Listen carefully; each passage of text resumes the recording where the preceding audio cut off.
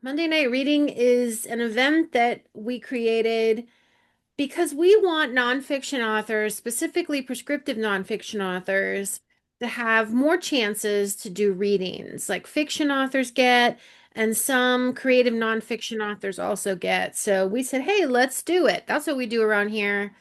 We don't just lament what we don't have, we create what we don't have. We make space for those things and make things ourselves. So this is Monday Night Reading. It's become a milestone in our community, a rite of passage for published authors who are ready to read from their wonderful work. So I'm going to have Laura introduce Sue, and then I'll tell you how this evening will go. I would love to. So, Sue Barber is my favorite 5 a.m. gym partner. Sue is also the only 5 a.m. gym partner I've had because I don't like getting up early.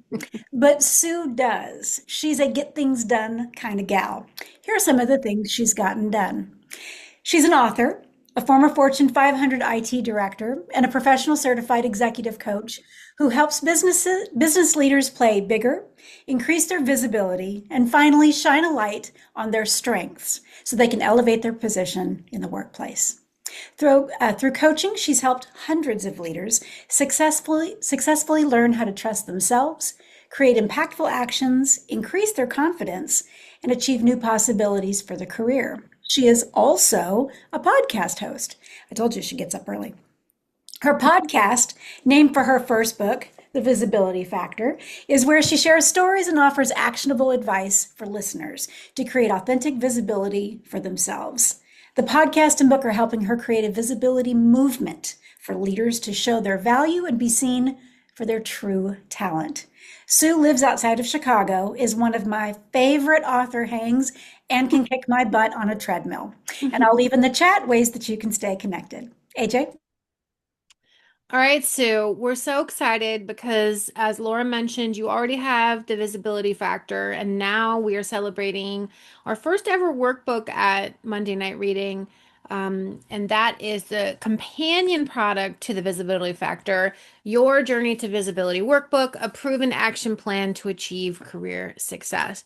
So I'm excited to have you come and talk about that. I think some people think of a workbook as just a compilation of exercises that were in the book or maybe didn't make it into the book, but this is not that. This is not that. This is a whole other amazing thing. Can I also just say, if you're just joining us, that wait, is that review embargoed or can you talk about it? Can you Me? talk about your review or is it embargoed? I don't think so. Okay, cool. Sue just got a stellar, I mean, amazing trade review. Why does this matter? Trade reviews are not regular reviews. It's people within the industry creating a critical review. And it helps authors to be seen in the industry among booksellers, librarians, and other people behind the scenes. And we're very, very proud of her for that. So congrats on that, Sue. Thank you so much. I was very excited to get it. Okay, so let's just have a moment here to talk about the workbook, but I have to always start with uh, your book fundamentals. So tell us a little bit about who is this book for? So the book is for business leaders who, despite their best efforts, still aren't heard or respected at work. The core message is that you don't have to change who you are at work. You just need different words to say. And the promise is by the end of this book, you'll learn how to be more strategic in your communication and leverage the tools and resources so you can show your value and gain new opportunities. And that's so good. Just we know everything about the book. We get it. We know if we need it. I just have to toot your horn, Sue, about that because so often I meet authors who cannot get that out, who cannot say that succinctly. And you said that beautifully, and it was your GPS, your compass, your guiding force as you created this workbook. So, if you're just joining us here at Monday Night Reading, we celebrate through the author reading certain excerpts. You have three excerpts today, Yeah. and then we have some questions in between. If you have questions for Sue, you can always put them in the chat, and if we have time for them, we will have her answer them. And then also, she gets the chat, so she can also follow up and answer some of these questions if they are not answered. But I also want to direct your attention to the chat where Laura Stone, our Dean of Students, has placed links for you to stay connected with Sue Barber, where you can get a copy of both the Visibility Factor and your Journey to Visibility workbook. We'd love for you to pick up a copy today. It's if it fits your budget. If it's out of your budget, we understand, but if it fits your budget, we'd love for you to pick up a copy, maybe of both books, but specifically the workbook. And if we can gather together today to do that, we can create a little jump in the algorithm on Amazon. Of course, if you would like to purchase from another location, another retailer, we totally get that. Myself, I buy all my books from indie bookstores, so I get it. If you want to do something like that. But if you do pick up the book or you did already buy it, we would love to hear in the chat so that our team and Sue can say thank you to you for supporting her. And we're going to say this several times throughout. So just fair warning, because while some of my authors might not do this for themselves, I will do this for them. Yes, absolutely. Okay, Sue, before we get into your first excerpt, I want to make it clear about this workbook. It's not like any other workbook. Can you just share a little bit about moving from what you thought was going to be book two in a traditional sense into a workbook? Can you share a little bit about that? Yes. It was definitely a little journey of its own because I would meet with AJ and share what I wanted to talk about, and she'd say, "It sounds like the visibility factor, Sue." I'm like, no, no, no, it's very different. She's like, "Sounds like the visibility factor, Sue." And so I had to spend some time thinking about that. And we had been talking as a group about doing a workbook. It's important to try to do a workbook if you want to get that out in the world. And so I thought, well, maybe I can do the workbook and do a bunch of frameworks and things that I use with clients and that I've been doing in workshops and incorporate them together.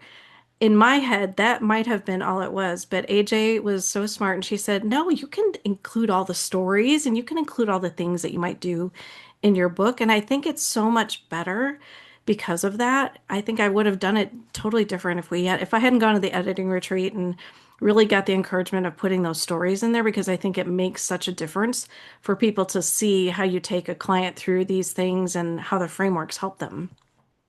I mean, I think you also, let's talk. You remember what you said about a workbook when I first suggested it? Oh, yes. Okay, you want to go to that? Yes. Yeah. Do you remember what you equated it to? I don't know exact language. I I remember. do. Okay, you tell. You said that it was like those stapled together little packets we got in school, you Yes, yes. know? Like a That math workbook that nobody wants to yeah, do. yeah.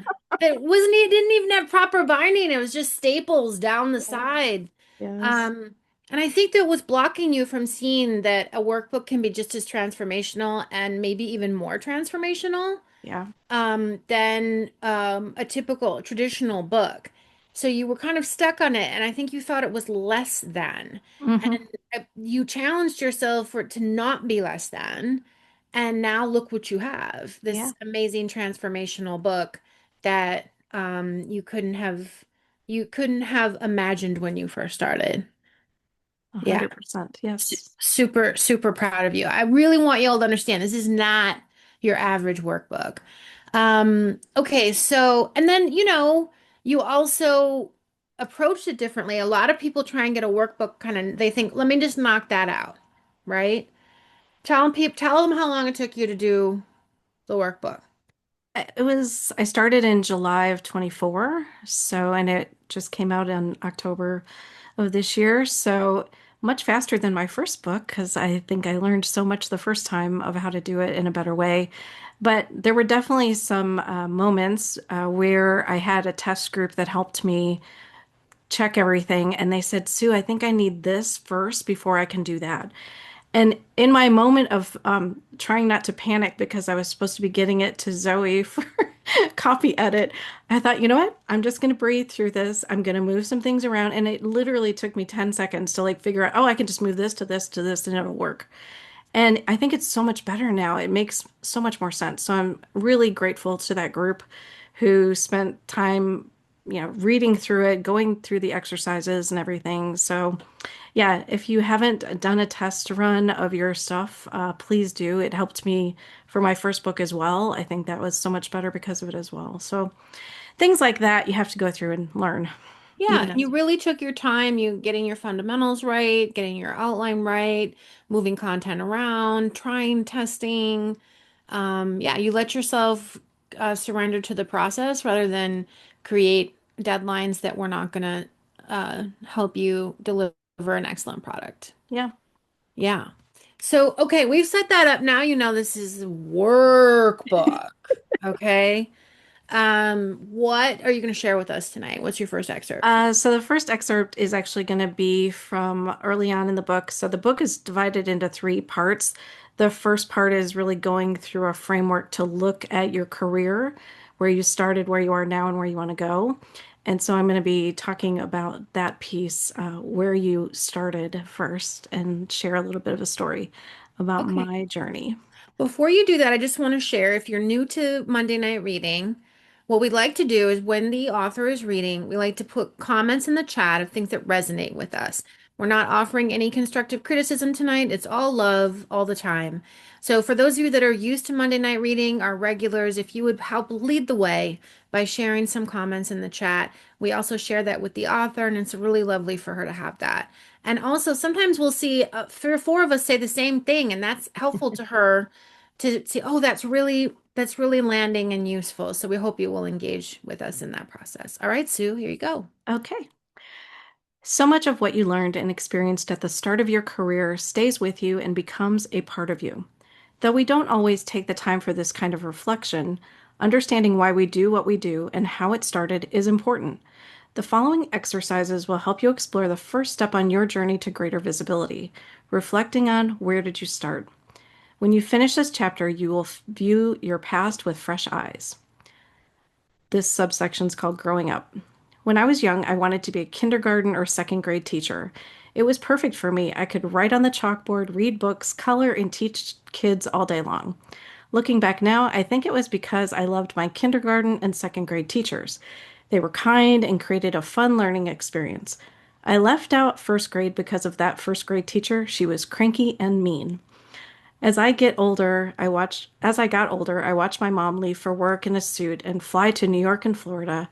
I didn't totally understand what she did, but it appeared to be a great job, seemed fun, and I admired her success so much that business became an area of interest for me.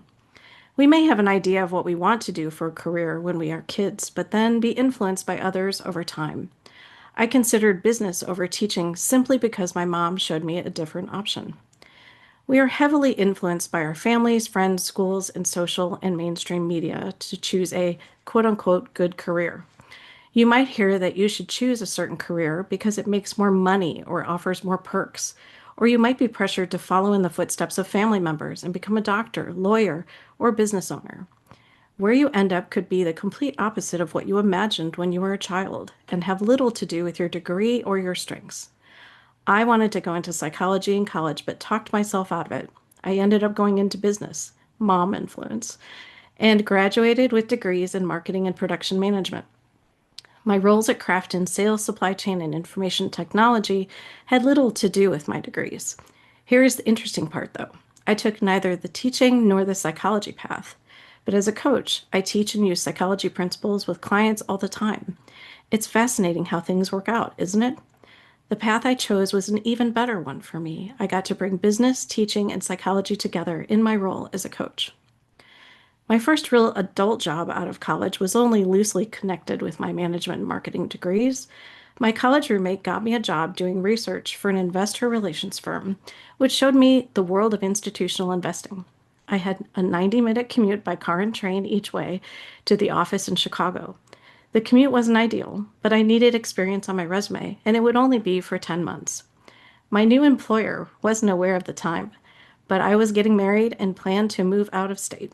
Although it wasn't the job I had imagined for myself, and I was a bit overwhelmed by how much there was to learn, I soaked up as much knowledge as I could. I learned about the business and how to work with different kinds of people, and I got my first real exposure to computers. I had no idea at the time how much these experiences would prepare me for my future. Do you remember your first day at your first real job? Did you wonder if you had been dropped into a new world? Did it feel like everyone else had the playbook and knew how to operate in the environment while you were a rookie, just trying to figure it out? Over time, you learn to adapt to the pace, the work, the culture, and the rules in order to succeed in the company. So now I asked them to fill in the blanks about what their first job and their responsibilities were. And then what did they learn from it? So as we're going through this, I'm starting to get them involved and starting to have them think about their own stuff. Your first job experience shapes you as a person and future leader in so many ways. When you join a company, you are the new person who wants to fit in quickly.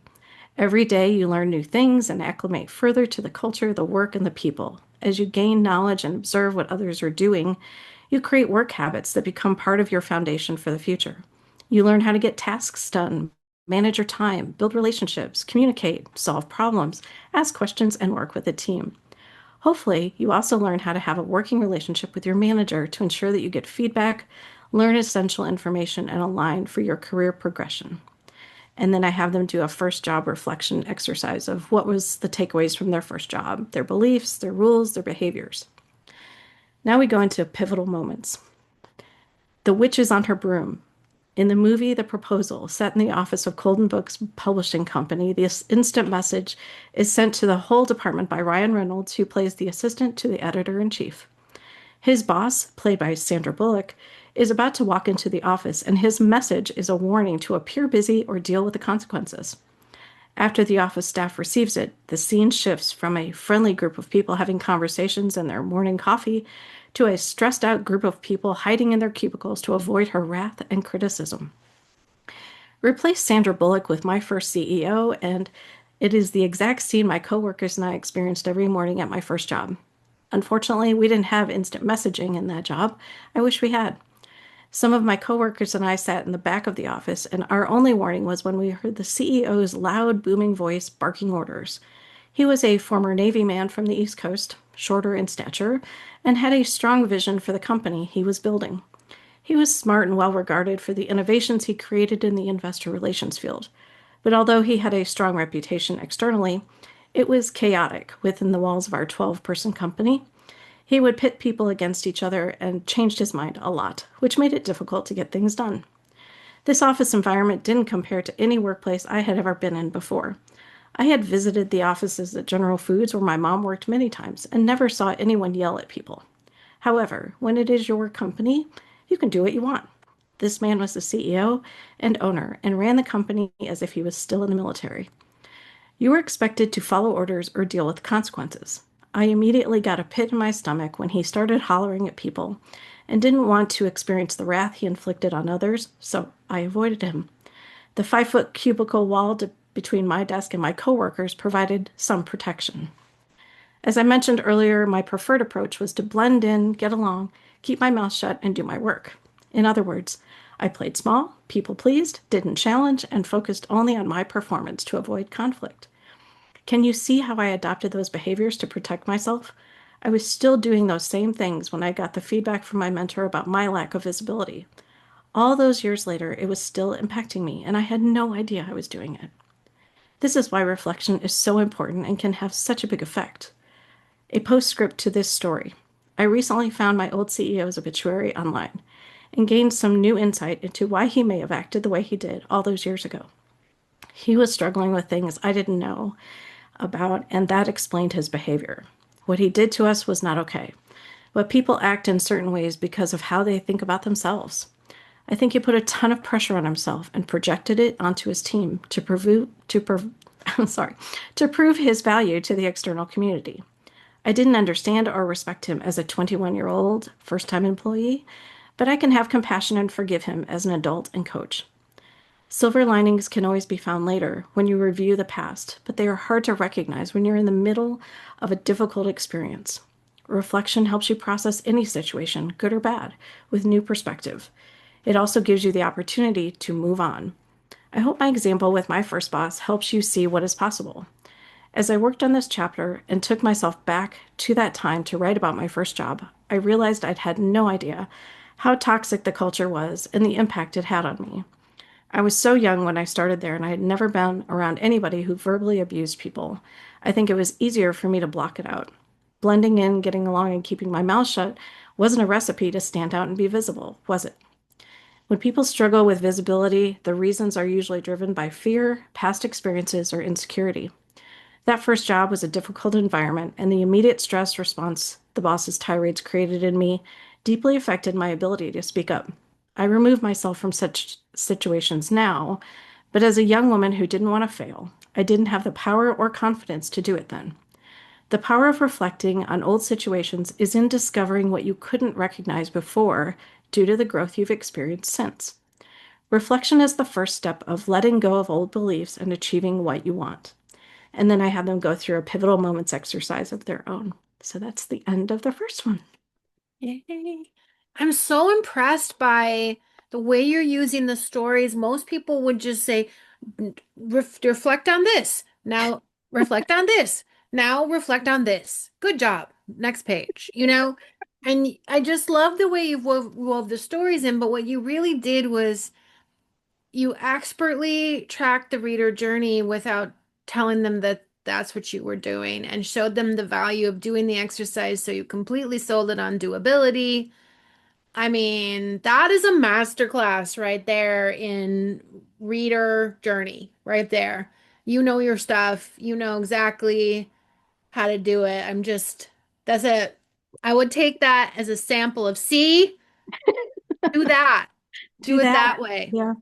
Um, yeah, I love that. That's so engaging in a workbook to be able to get these little snippets of stories and understand why we need to think about these things.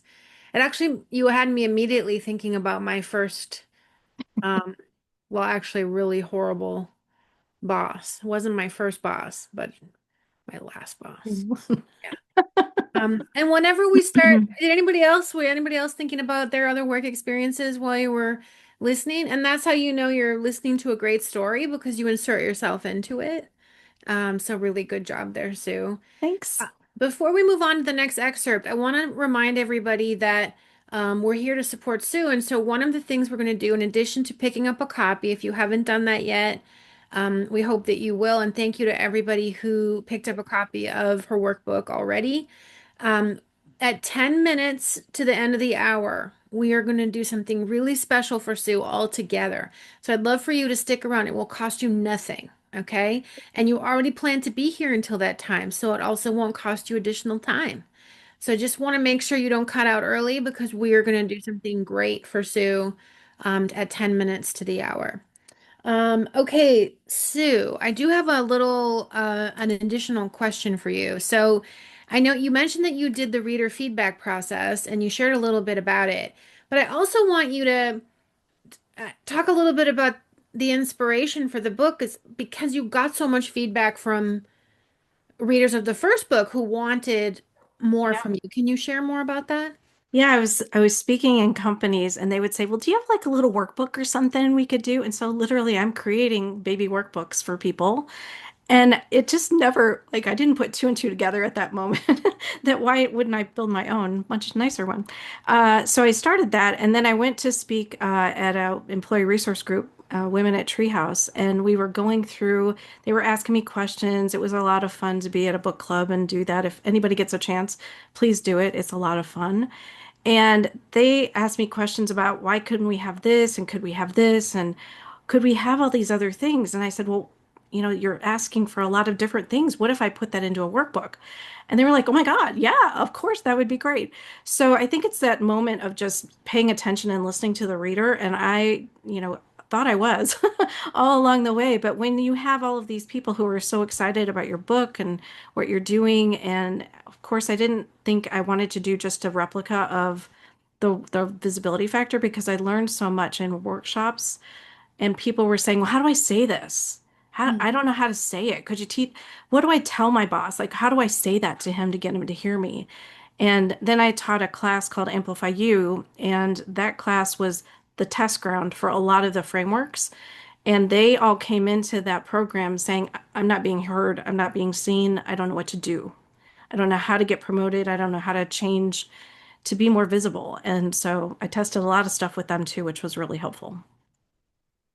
And how do the two books work together? I mean, do you feel you need both, or does the workbook stand alone, or tell us how you want us to consume these? Yeah, I wasn't sure people would read the first book necessarily. So if they just found the workbook, I wanted to give them some pieces that they could still understand the terminology of what is visibility, what is imposter syndrome, what are limiting beliefs, what are the things that might hold you back. And so there's a section in the workbook that is part two, which is kind of the core pieces that they need to know.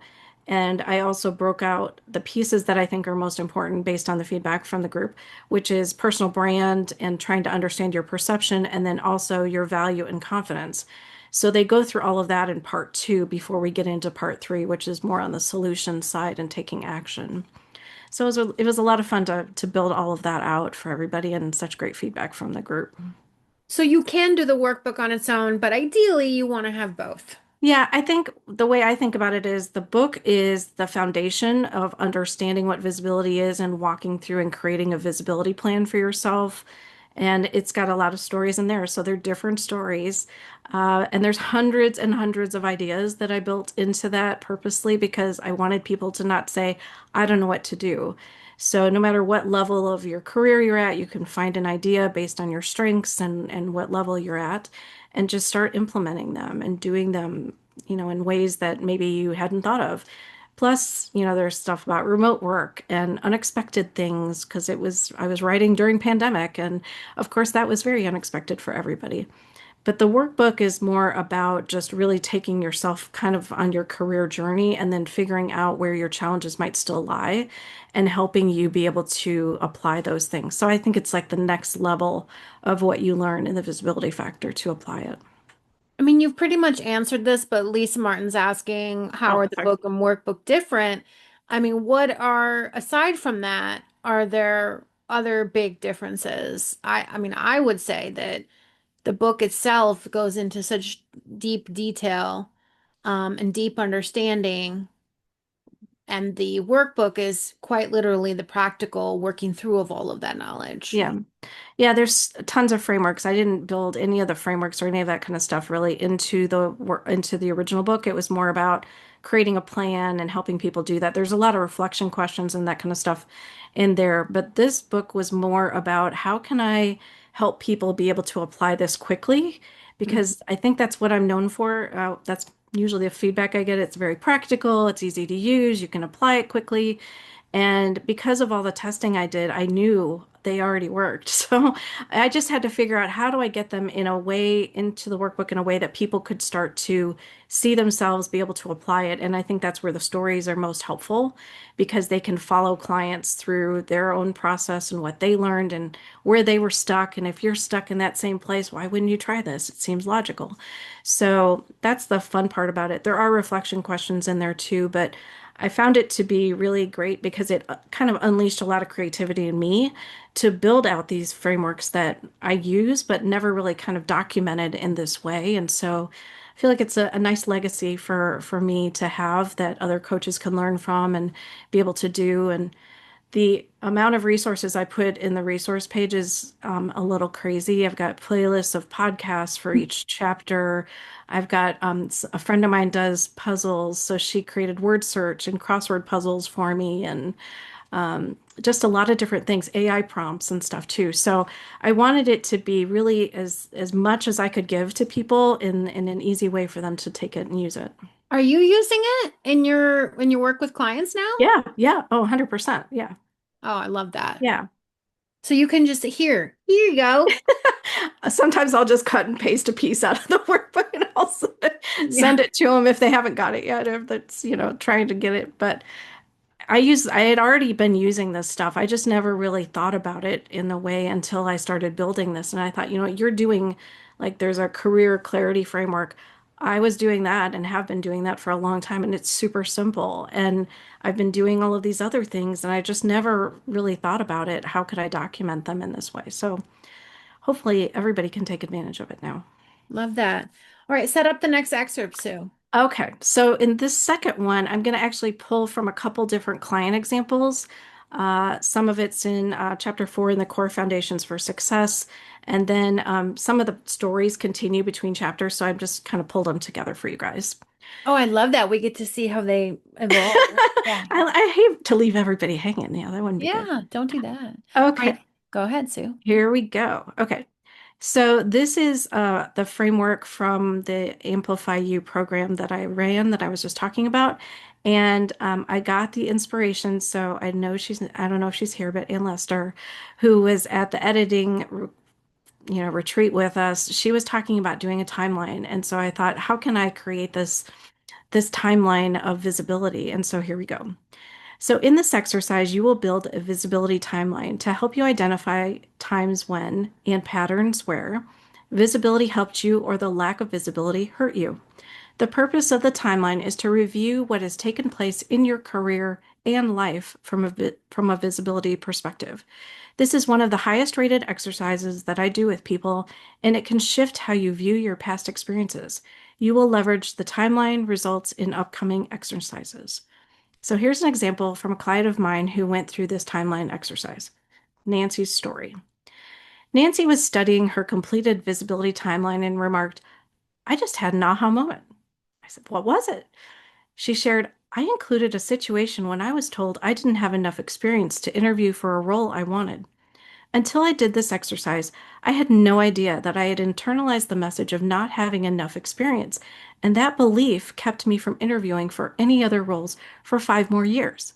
And she's very expressive. 5 more years, Sue. Years later, I found out that it wasn't that I didn't have enough experience. It was that the hiring manager didn't know me and wouldn't take a chance on someone he hadn't seen in action. Nancy believed that you don't have enough experience story that HR told her during the interview process. She had to find a way to rationalize what had happened, so she told herself she was happy in her current role and uninterested in change.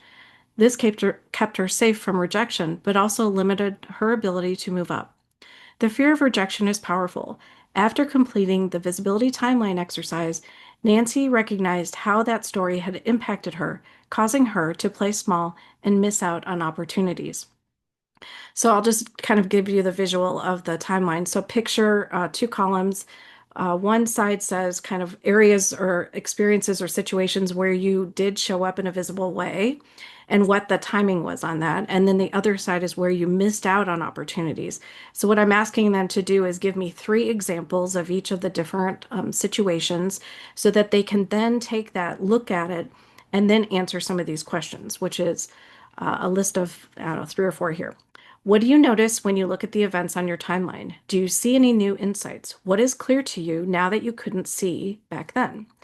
Is there a pivotal moment on your timeline that led you to an unexpected path of visibility?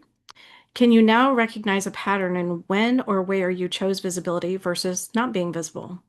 What stands out to you from your descriptions of the situation in the visibility opportunities taken column on your timeline? What helped you to become visible? For example, were you bolder or more confident, or was there something else that helped you in that situation? Are you still leveraging any of those same qualities or strengths today? Did you notice anything that you used to do, but you haven't tried in a while, or that you forgot about and could use to help you stand out now? So all of it is meant to give them this opportunity to kind of reflect back on where they did or did not show up visibly and how can they learn from that and be able to do something different. So that's the first one. And then the second one is a client's story about showing value. Michelle came to work with me about 7 months ago. She said, I am nervous to take on this new position at a big company, and I'm not sure how to perform well in this type of culture. Although Michelle had the skills and knowledge to succeed, she also had imposter syndrome. She wasn't sure she could be effective and confident in a complex corporate environment and had some interesting interpersonal dynamics. She also struggled to be visible in previous roles and wanted to improve her performance. When she second-guessed herself, she chose to stay silent. We identified her limiting beliefs, and I encouraged her to believe that her voice mattered and to trust herself during challenging conversations and political situations in her company. I asked her to share the conversations she had with clients so I could hear the interactions, understand what was said, reframe situations for her, and help her change her language to demonstrate confidence in upcoming meetings. In this subsection, showing that you're an equal. Taking a more strategic approach and showing up as an equal is crucial to others' perception of you as confident. What you do and the way you position information in conversations creates a narrative about you, and others will create their own narrative about you if you don't do it first. So, what do you want your narrative to be? Do you want to be perceived as someone who needs to be told what to do, or someone who takes the initiative to bring new ideas and solutions to the table? So, now we continue Michelle's story. She mentioned in passing that there were some questions she wanted her VP to answer. I asked, is there a more strategic way to handle it? Michelle's face reflected her confusion as she replied, how would I do that? I said, what if you acted as if you were your boss's equal instead of someone who is asking for permission? What would be different in this scenario? Would you still be asking for her answers? What if you said, here are the issues I have identified and solutions I suggest we implement to resolve them. Would love to get your input.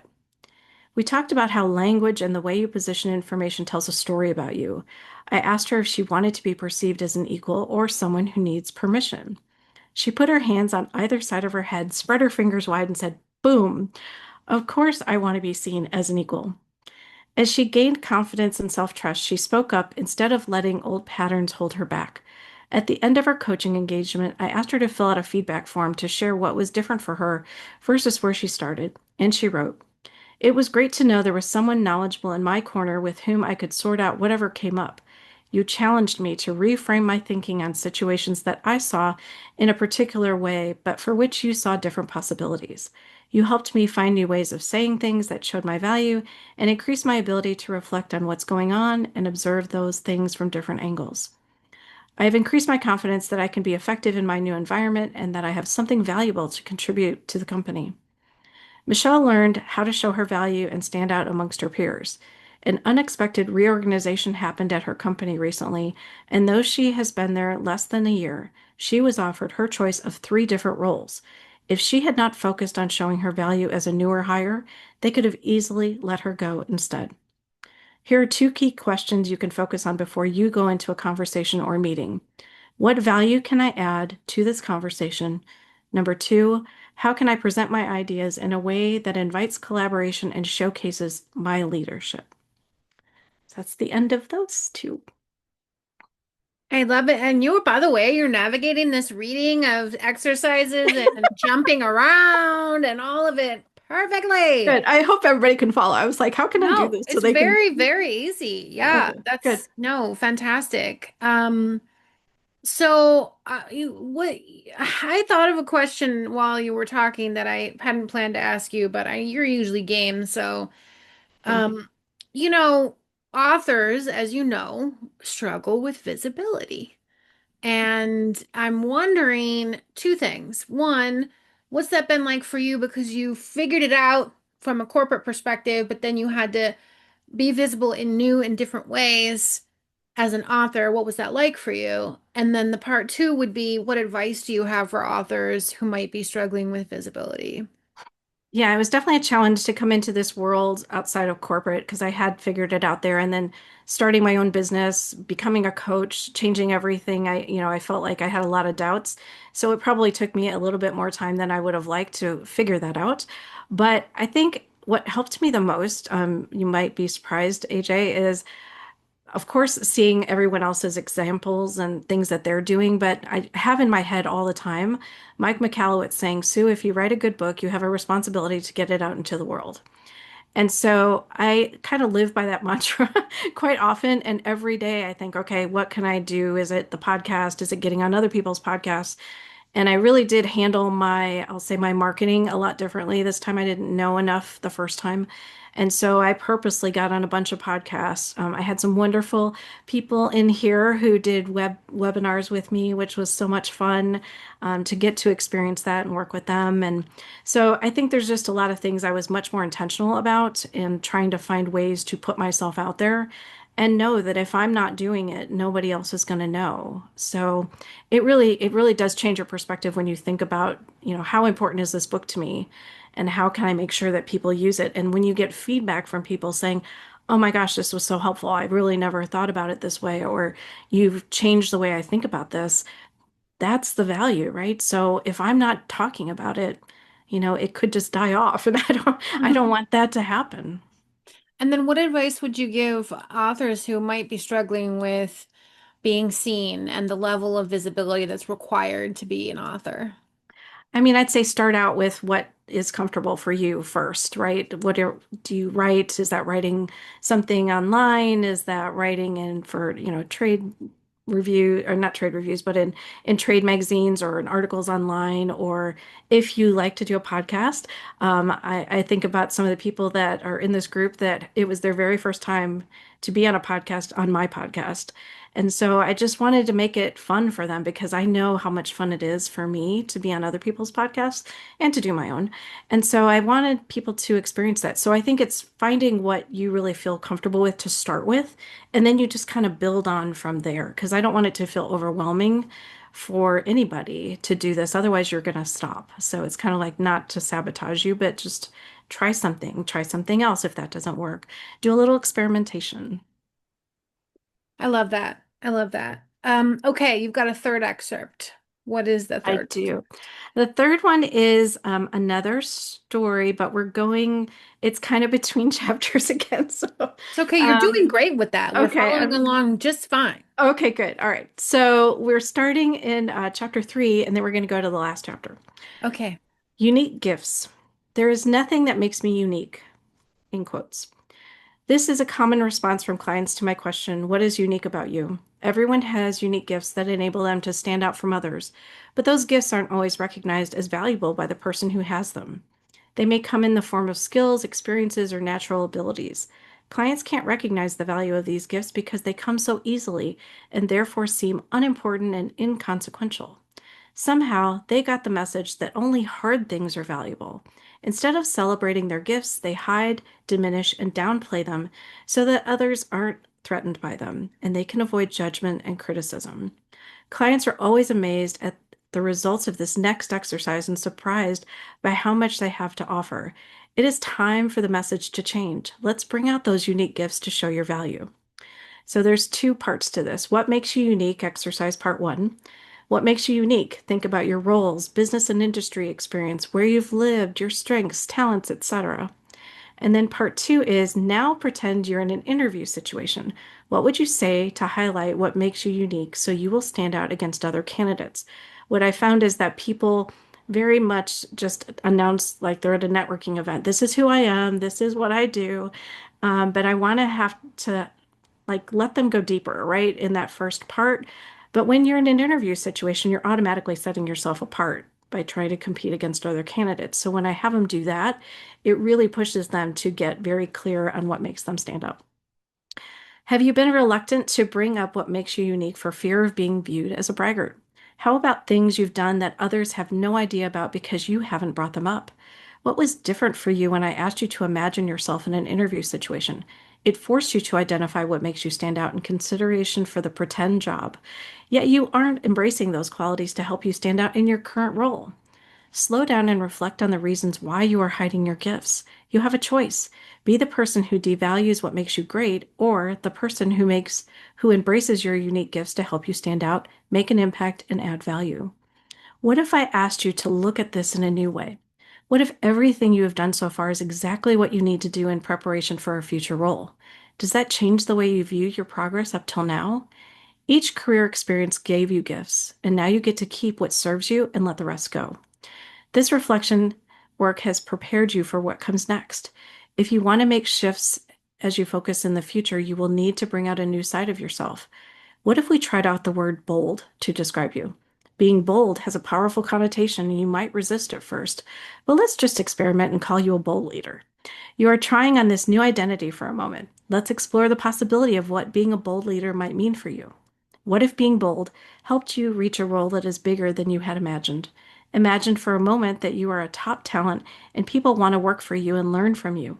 What if calling yourself a bold leader shifted your view and helped you believe in new possibilities? Sometimes it can be just that simple. Let me share a story of someone who would never have used the word bold to describe herself before we worked together to create her visibility plan. Amelia's story. Amelia had been at her role in her company for 15 years when we started coaching together. She did well in her department, and in her quiet way, she was innovative. Amelia was intelligent and also an introvert who struggled to communicate what she was doing and why it mattered. Others perceived that she was a hard worker and reserved, but she wasn't viewed as a leader. Amelia had a fire inside of her that no one at the company understood. Although she had asked to do something else, everyone assumed she was fine staying where she was and couldn't imagine her in a leadership role. They dismissed her and made assumptions about her. Unfortunately, this is a common occurrence when a leader doesn't have clarity about what they want to do and isn't sure how to talk about the value that they could bring to another role. When we started coaching, Amelia said to me, I don't know why I'm having trouble with her name. Amelia told me her whole story.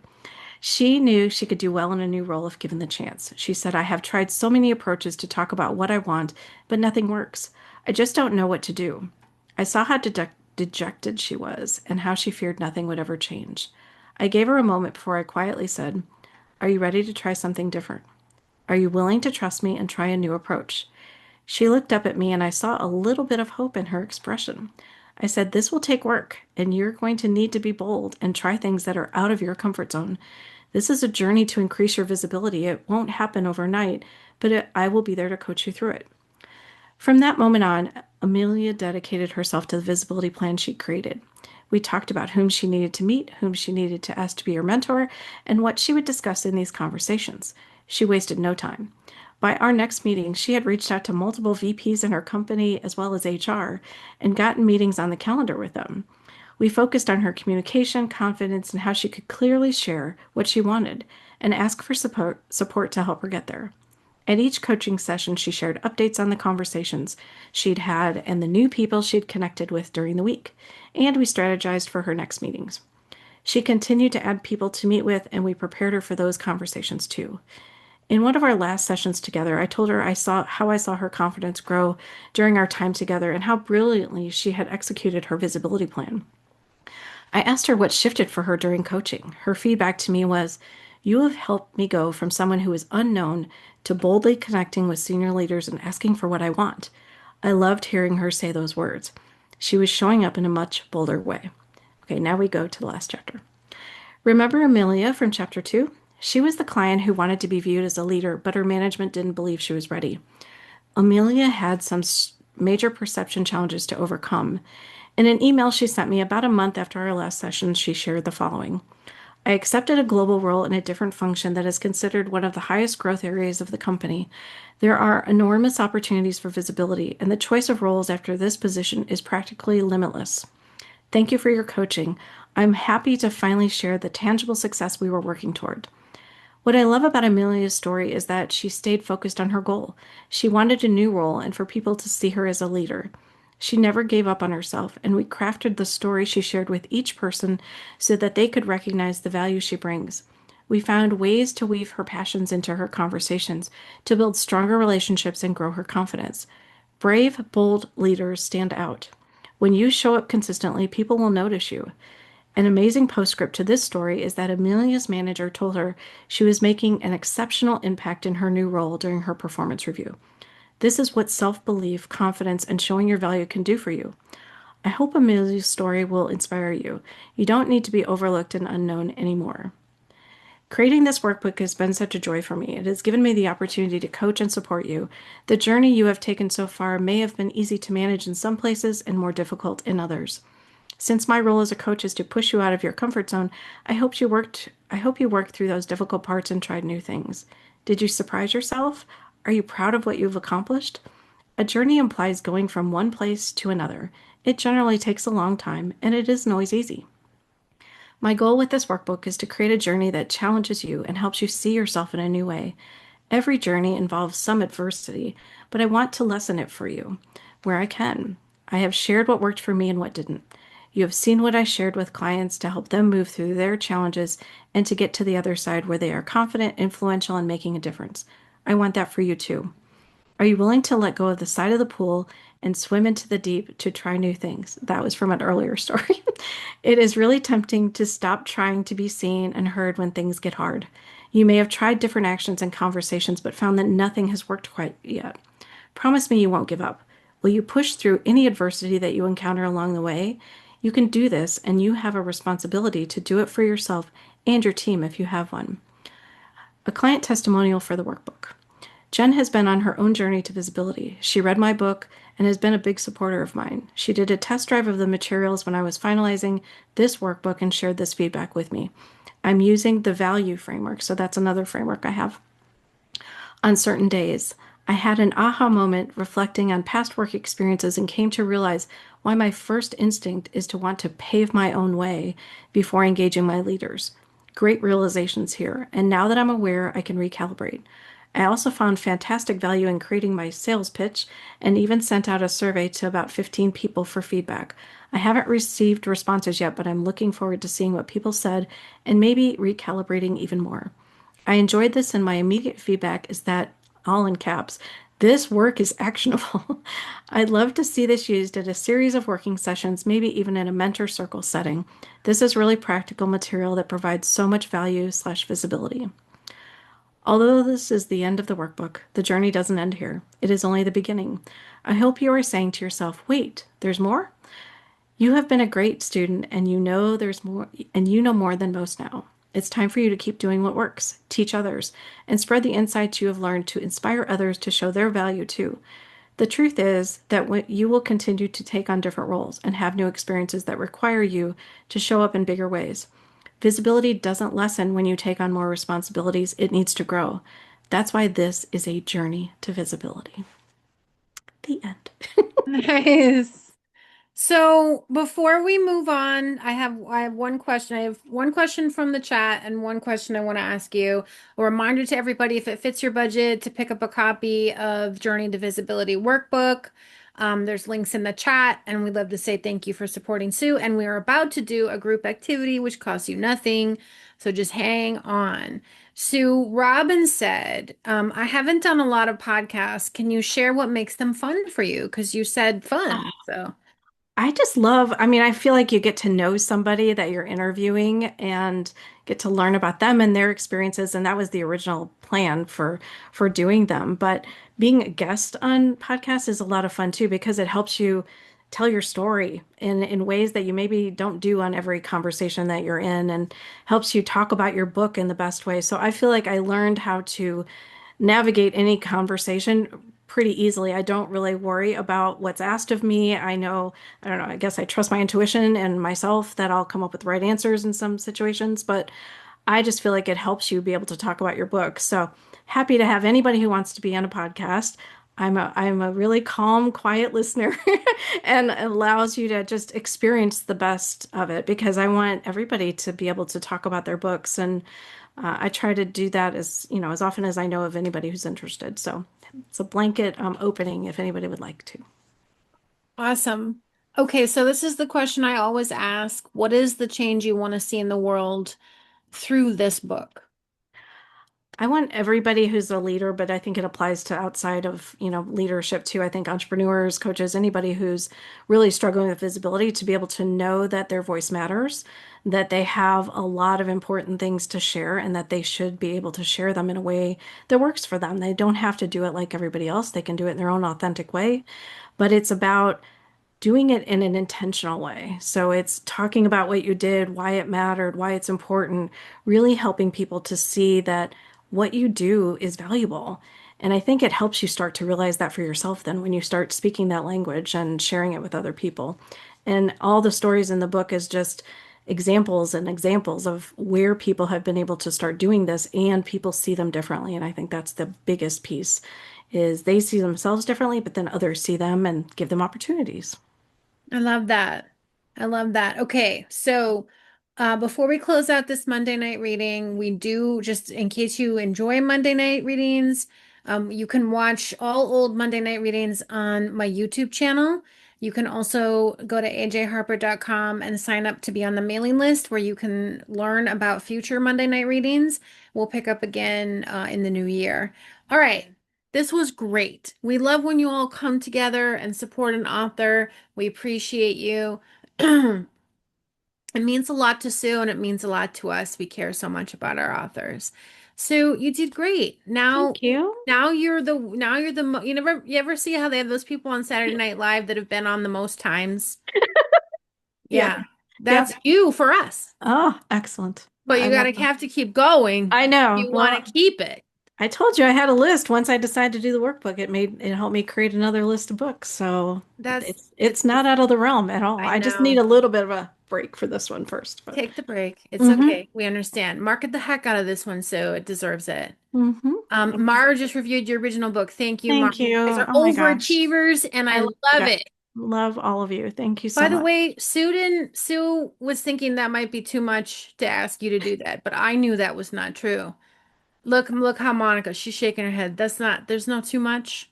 There's no too much. All Monica, right. I need to meet you. I think we have I to meet. think you do, actually.